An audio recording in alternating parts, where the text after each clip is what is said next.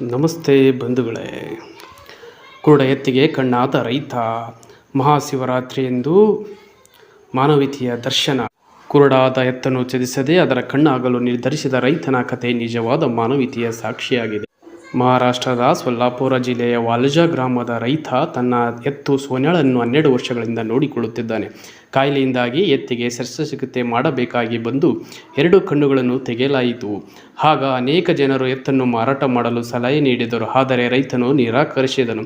ಸೋನ್ಯಾ ತನ್ನ ಕುಟುಂಬದ ಒಂದು ಭಾಗವೆಂದು ಪರಿಗಣಿಸಿದ ರೈತ ಅದಕ್ಕೆ ಬೇಕಾದ ಆಹಾರ, ಆಶ್ರಯ ಮತ್ತು ಪ್ರೀತಿಯನ್ನು ನೀಡುವ ಮೂಲಕ ಆರೈಕೆ ಮಾಡುತ್ತಿದ್ದಾನೆ. ಈ ರೈತನ ನಿಸ್ವಾರ್ಥ ಸೇವೆಯನ್ನು ಆತನ ಕುಟುಂಬವು ಬೆಂಬಲಿಸುತ್ತಿದೆ.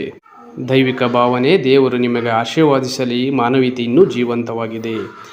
ಪ್ರೀತಿ, ಸಹಾನುಭೂತಿ ಎಲ್ಲವನ್ನೂ ಮೀರಿದ್ದು ಮಾನವೀಯತೆಯೇ ನಿಜವಾದ ಅರ್ಥವನ್ನು ತೋರಿಸುತ್ತದೆ. ರೈತನು ತನ್ನ ಎತ್ತು ಸೋನ್ಯಾಳಿಗಾಗಿ ನೀಡುತ್ತಿರುವ ಅಚಲ ಕಾಳಜಿ ನಿಸ್ವಾರ್ಥ ಭಕ್ತಿಗೆ ಸ್ಫೂರ್ತಿದಾಯಕ ಉದಾಹರಣೆಯಾಗಿದೆ. ಜೈ ಜವಾನ್ ಜೈ ಕಿಸಾನ್. ಭಾರತದ ರೈತ ದೇಶದ ಬೆನ್ನೆಲುಬು. ರೈತರಿಗೆ ಒಂದು ಸಲಾಂ.